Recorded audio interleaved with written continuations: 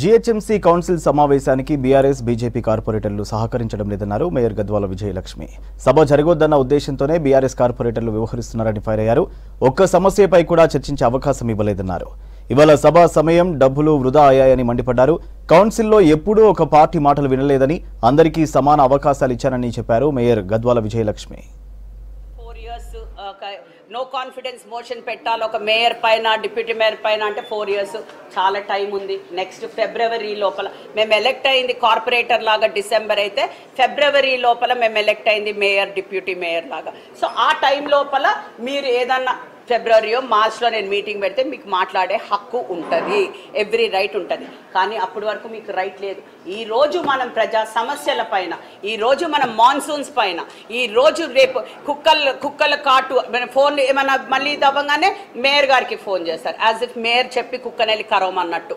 C these are the issues that need to be discussed in the council. ఈరోజు పెట్టాలని అని నేను తొందరగా ఒక ఎజెండా ప్రిపేర్ చేసి ఎవ్రీ ఐటమ్ మీద కూడా నేను ఒక క్వశ్చన్ని మీకు ఇట్ ఈస్ నాట్ సింపుల్ అండి. ఒక సెలెక్ట్ చేయడం, ఒక క్వశ్చన్ సెలెక్ట్ చేయడం, ఇట్ ఈస్ నాట్ సింపుల్.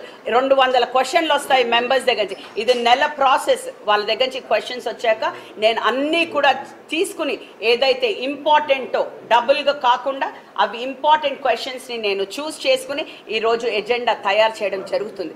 ఆ ఎజెండా కాదు, ఆఖరికి నాది ప్రసంగంని కూడా వాళ్ళు అడ్డుకున్నారు అంటే ఎంత దురదృష్టకరం అండి. వాళ్ళు అంటే ఈ గవర్నమెంట్లో ఏదైతే అభివృద్ధి జరుగుతుందో అది మేము చెప్పకూడదు, అది వాళ్ళ కళ్ళ ముంగల కట్టుకున్నట్టే కనిపిస్తుంది. అండ్ మీరు చూస్తున్నారు దానికి కొట్లాటలు, ఆ తోసుళ్ళు. అంటే is this the decor of the house? ఇట్లా చేస్తారండి ఒక చదువుకున్న కార్పొరేటర్లు. ఈరోజు మీరు అందరూ కూడా పబ్లిక్తో ఎలెక్ట్ అయ్యి వచ్చిన కార్పొరేటర్లు అందరినీ రేపు టీవీ లోపల అందరు చూస్తున్నారు కదండి. మీరు ఎలెక్ట్ అయిన మీ డివిజన్ల లోపల చూస్తూనే ఉన్నారు కదా, మీరు మాట్లాడే మాటలు, మీరు చేసే చేష్టలు అవన్నీ చూస్తూనే ఉన్నారు కదా. సో నేనేమంటున్నానంటే కొత్త కమిషనర్ అంటే ఎంటైర్ జిహెచ్ఎంసీ టీమ్ని కూడా మేము రీషఫుల్ చేసుకుని అందరు ఐఏఎస్ ఆఫీసర్లని తెచ్చుకుని ఇవాళ కమిషనర్ కూడా ఒక లేడీగా అన్న, ఇప్పుడు నేను ఒక మేయర్గా కూర్చున్నాను, ఒక డిప్యూటీ మేయర్ ఉన్నారు, ఒక కమిషనర్ గారు లేడీ ఉన్నారు, ఇందరు లేడీ కార్పొరేటర్స్ ఉండగా కూడా మీరు ఇంత డిస్రెస్పెక్ట్గా బిహేవ్ చేసి నేను పదే చెప్పినాక కూడా వాళ్ళకి ఆ కమిషనర్ గారితో మాట్లాడిపోయడం కూడా జరిగింది. అదే పదే రావడం, రిజైన్ చేయండి, అభివృద్ధి పనుల పైన కాన్సన్ట్రేట్ చేయట్లేదు అనడం ఏంటంటే మరి ఈ గత 10 ఏళ్ల నుంచి మరి ఇవన్నీ చూపిలే ఇప్పుడే జ్ఞాపకం వస్తుందా?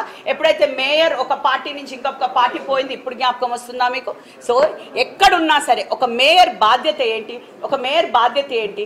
నేను ఏ పార్టీ నుంచి ఎలెక్ట్ అయినా, మా డిప్యూటీ మేయర్ గారు కూడా ఏ పార్టీ నుంచి మేము ఎలెక్ట్ అయినా నేను సిటీకి మేయర్, అది ఎవ్వరు కూడా మర్చిపోకూడదు, ఏ కార్పొరేటర్ కూడా మర్చిపోకూడదు.